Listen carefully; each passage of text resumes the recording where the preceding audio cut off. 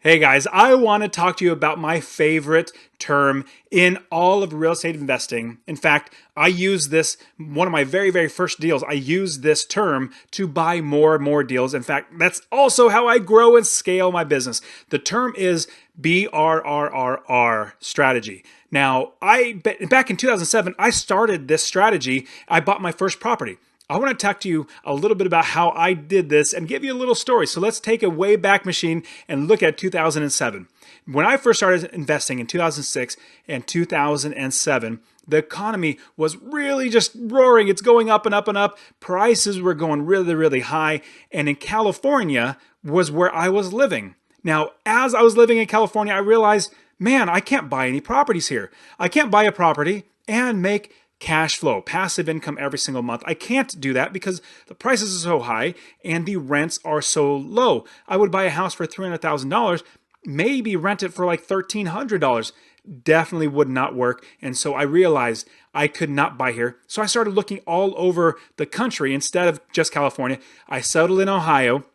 I started buying up properties in Ohio. But let me take you the process of doing the BRRRR strategy back in 2006 and 2007. So when I first got married, I did not have any money saved up. I was literally never taught to save money, but I was super blessed. My wife is frugal, as well as she was taught to save. And so she had about $10,000, maybe $11,000 saved up. Now, at the exact time that we got married, I was reading a book called Rich Dad, Poor Dad. If you watch all my videos, if you listen to my podcast, you'll know that I love Rich Dad, Poor Dad. I even did a review of the Rich Dad, Poor Dad book, and I should put that in the description as well so you can see that as well. Give you all the reviews and the walkthroughs and exactly everything that I took out of that book. But I read that book. And after reading that book, I turned to my wife. I think we'd been married like 3 or 4 months.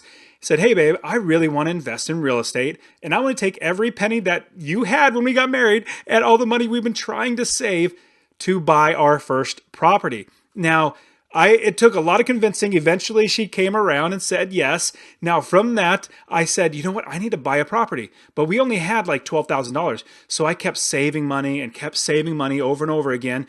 And then eventually we had like $17,000. Like that's what we had. I thought, I need to be able to do it. Like I want to do it now so I can start making passive income and start saving more money. And so I was looking all over the country. I found that Ohio was a decent place where I can buy a property for a relatively low price and still make passive income or make good passive income on these properties. Now, in the place that I started investing, it's not a place that I would actually personally live, but a lot of people live. I'm a West Coast person, so I love the West Coast, I love snow skiing. In fact, if you're watching this on YouTube, you can see the line right here, dark up here, light down here. The reason why is because I went skiing 3 days in a row in Heavenly on a Monday, Tuesday, and Wednesday, which not many people can do that because I'm successfully unemployed. I was able to do that wearing my goggles and I got the tan line. Now, I love snow, but I don't want to live in the snow. I live in Phoenix now. That's where it's sun all the time. I love it here. And I realized that there are people that want to live there in Ohio, that do live there, that love living there. And I could buy a property for literally $17,000. So here's what happened. I found this place in Ohio. I literally flew out to Ohio and found a property manager, found a realtor, looked at properties, did all this sort of stuff. Now, I will tell you, I don't do these things now. In fact, all the students that I teach them, you don't have to do that. There's so many ways to do this business rather than flying out there, but you need to build the business. Get in that a whole bunch later. That's a whole nother topic. Now, what I did was I found the property manager, I found the realtor, I found the property. Out of the 30 plus properties, the first property that I ever bought is the only one that I ever saw. And so all the other ones I never seen. And so the first property, I bought that property for $17,000. Now, this is a really economically depressed property area as well. And so not a lot. Think of like Detroit in 2009 where nobody wanted, like they couldn't give away homes. This was the type of property. Now, I'm not saying that I would invest there personally now. It was a good starter place. Now, what I did was I took $17,000 and put it towards this property, bought the property. It started cash flowing all the time, like every single month, over and over again, kept cash flowing. And it was fantastic getting $350, $400 every single month from this property. Now, what I decided to do was, you know what? I could leverage this property, or I can take money out of this property, however much money I have in with the appraised value, take that money out and then buy another property. Because it was going to take me at least like maybe 5 months, 6 months to get like $2,000 or $3,000 saved up, and maybe like 3 years to have another $17,000 saved up. And I thought, you know what? I need to leverage other people's money. OPM, other people's money. I love using that. And so what I did was I did the BRRRR strategy. Now, add the masterpassiveincome.com and my Master Passive Income podcast, where I talk about all this on my YouTube channel, everything. I talk about rental properties, and I help people to quit their job by investing in rental properties so they never, ever have to work a job again. And as I was building my business, I realized there's a way to scale if I use other people's money. And that's what I teach, is how to use other people's money. So what I did was the first of the BRRRR strategy. The first one is you buy the property. Now, I was blessed to have money to buy the property outright. You don't have to use all your money to buy a house for cash and literally have no mortgage in order to do the BRRRR strategy. There's a lot of R's in there.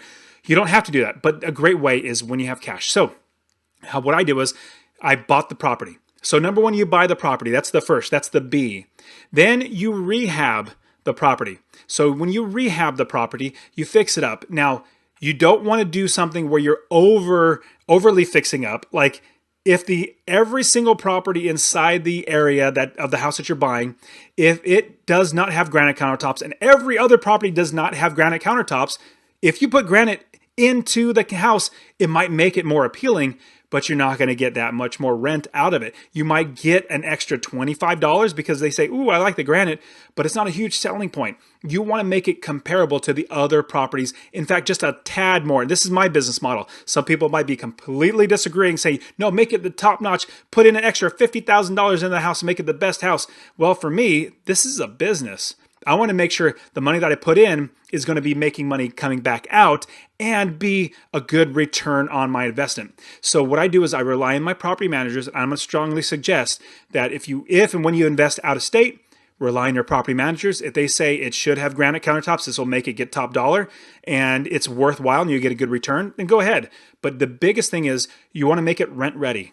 You want to make it have the ability for somebody to say, you know what, I like this property. I'm not deterred or I'm not turned away by this property because it's so ugly, it's so disheveled, all that sort of stuff. It's a good property. And so from that good property, you're going to say, you know what, tenant, go ahead and move in. So remember, it's buy and then you rehab. You get it rent ready and then you get it rented. So you make sure that you get the property rented. You start making passive income where you're making a minimum of $250 every single month, where that $250 comes in your pocket every single month. You want to make sure that you buy it, then you rehab it, then you rent it out. Once you have it rented, you're making money. You know your business model is working. Your property manager is doing well. And at the same time, hopefully, like if you listen to all my other videos and podcast episodes and everything else about how I teach how to do this, you're having other people like realtors, wholesalers, investors, everybody trying to give you properties or sell you properties so that you can buy it and then rent those out. There are so many properties out there. All you need to do is have people bring you deals, which is what I teach. This is what I do. I just wake up in the morning and I open up my email, drink my coffee, and I look at all the wholesalers and all the realtors, all their emails. And I'm like, okay, I don't like this property. Oh, hey, this one looks pretty good. Let me go ahead and analyze that one even further. So I have people bringing me deals. And so once I have it rented, I'm continually looking for the next property. After a little bit of time, I then go to a mortgage broker and then I refinance the property. I don't necessarily do, which is fine, you can do this, get a home equity line of credit. That is a fantastic way to pull the money out, is a home equity line of credit, where it's basically like a credit card. Instead of doing a cash out refinance, it's basically like a credit card. If you rack up debt, you can pay it down and you pay less in interest. So you could actually get it down to zero, not be borrowing anything, be paying any interest, and you can always tap into that like a credit card, which is a great option. What I personally prefer is a cash out refinance. I get 30-year mortgages, I get better interest rates and all that sort of stuff. And as I refinance the property, and the key is getting a good mortgage broker. When you get a good mortgage broker, they're going to be able to go to and shop around to many banks, many institutions that are going to find you a good rate of, interest rate, good terms, as well as try to give you the most money. Some banks will give you 75%. Actually, the majority will give you 75% of the after repair value. So basically, after you fix it up, they get an appraiser out there and they appraise the property as it sits. And they will give you 75% of the actual value of the home that the appraiser gave. But here's the catch. 75%, with the catch, I'll give you an example. If you have a house that the value is $100,000, you have a house that was appraised for $100,000, they're only going to give you 75%. You may get some banks that'll give you as high as 80%. I don't think I've ever seen anything over 80%. 75% is like the norm, the average. So if you have a house that's worth $100,000, you may be able to pull out $75,000 in cash, but the catch is, it's also including if you have a mortgage on it already. If you paid cash, great. You can pay cash for $100,000, pull out $75,000 and buy another house. You can absolutely do that. I bought a house for $180,000. Actually, no, I talked them down. I think it was about $150,000. $150,000 cash, refinanced it because the property, I bought it so low, got it fixed up. I think it was worth a price for like $250,000 or something like that. I pulled out all my money that I put in, and then some. I think it cashed out like $200,000 total, got all that money back in my pocket and bought more properties. And so you got to realize that if you have a mortgage on the property, let's say it's worth $100,000, you can pull out $75,000, but let's say you owe $70,000 on a mortgage. Well, that's technically, you can only pull out $75,000. $70,000 goes to the bank that you currently have a mortgage with, and $5,000 goes to you. But there's also, in fact, literally just today, one of my emails from one of my students was asking about this, and if it's the right time to refinance. I was running through all the numbers, and I said, you got to remember closing costs. With a mortgage, if you're getting a full mortgage, a refinance, cash out refinance, you're probably going to have close to $2,000, maybe $2,500 in closing costs. So if you're going to be pulling out $5,000 and paying $2,500 to get that, you're going to be pocketing $2,500. It's not a good deal if that's all you're pulling out is $2,500. That's not enough. You want to save that equity. You want to save all that. Now, a home equity line of credit could be a fantastic option instead, because they'll still give you the $75,000, but you won't have the closing costs. You have that revolving credit.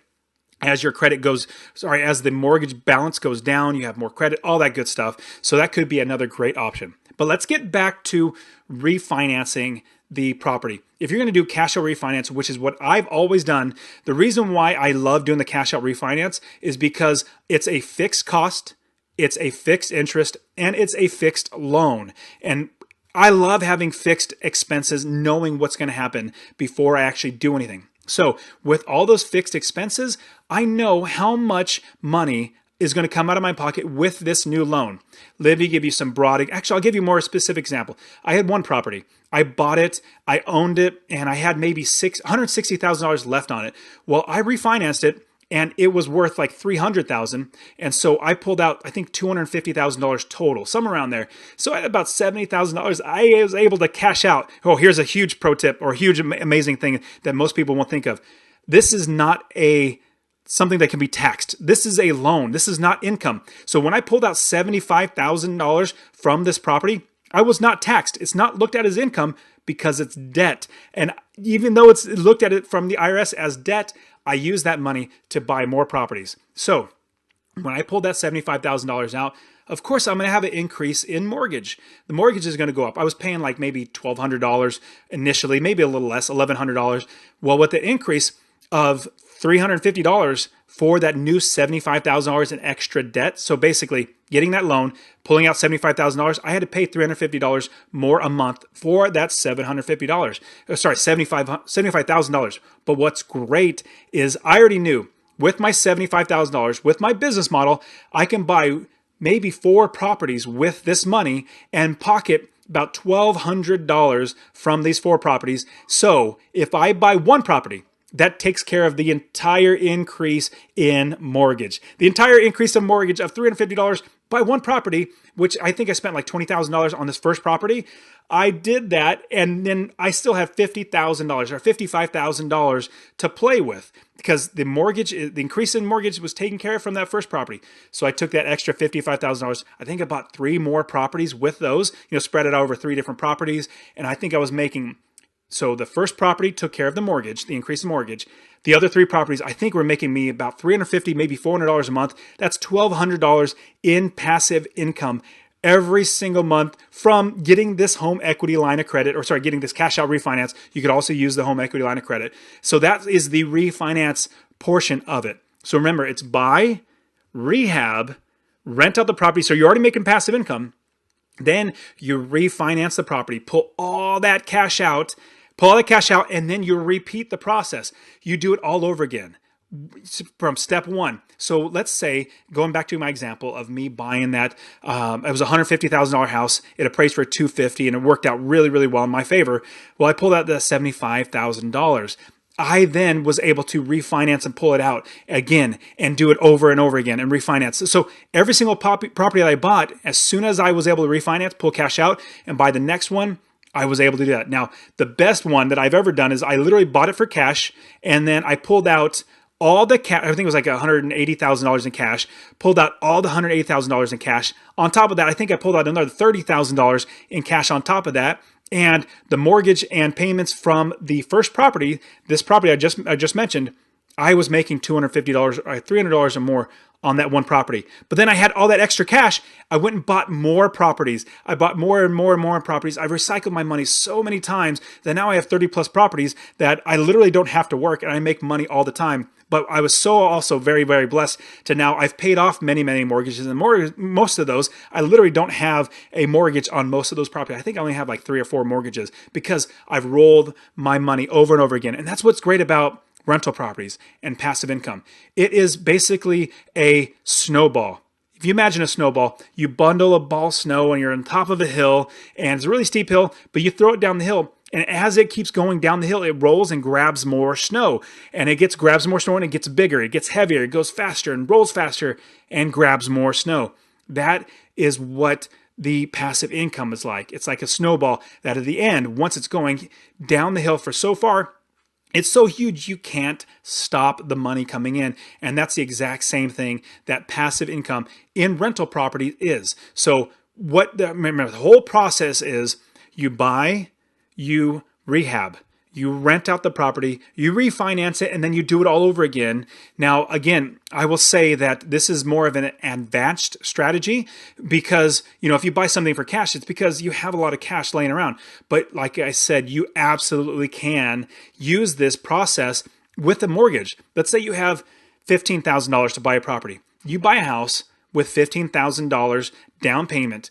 Well, you refinance it. Well, after you pay down the $15,000 down payment, you get it rehabbed and you get it fixed up, you get it rented out. Well, after 6 months, maybe a year and a half, the property might have appreciated. You might have been able to pay down some of the debt. And who knows, you might have even done something that after a little while, you'll go and get a refinance. The bank comes around and says, hey, you fixed up the roof or the kitchen or whatever it might be. It's worth more now. And so the value gets appreciated. So even though you still have a mortgage, didn't buy it cash, you can absolutely refinance the property, pull that cash out, and on top of that, pulling that cash out, buy more properties to make you more money. That's something that I absolutely love. I've done that so many times, I can't even count. And that's something that I teach all of my students how to do that. And I want to show you how to do that as well. I want you to text the word rental, RENTAL, to 33777, rental to 3377. Or if you want to, just check the description. I have a link to get my free real estate investing course. That's if you text the word rental to 33777, or you go to my link, I'm going to give you my free real estate investing course. And the link is masterpassiveincome.com/free course, /free course. And I will literally give you a free course that's going to walk you through how to analyze deals, how to find properties, how to find a new area of the country to invest, how to make sure you got the right property managers, the questions to ask, all that great stuff, because I want you to get started and you can go down this path of the BRRRR method. I think I got that many R's. So it's a buy, then you rehab, then you rent, then you refinance, and then you repeat that process over and over again, and you will be able to scale your business so quickly and so easily. And by the time you're done, you're going to realize, I have so many properties, I literally don't need to work my JOB, my just over broke job. Now, if you take this tactic and you say, you know what, in my business, I want to do the BRRRR strategy. You also need to be aware that there's risk obviously involved in getting loans, and make sure your risk tolerance can tolerate getting that risk, because like I said, this is a little more of an advanced strategy, but at the same time, everybody can do it. I teach my students this all the time. I walk them through the process. I say, okay, this is what you're doing. Let's get this next money out so we can buy another property.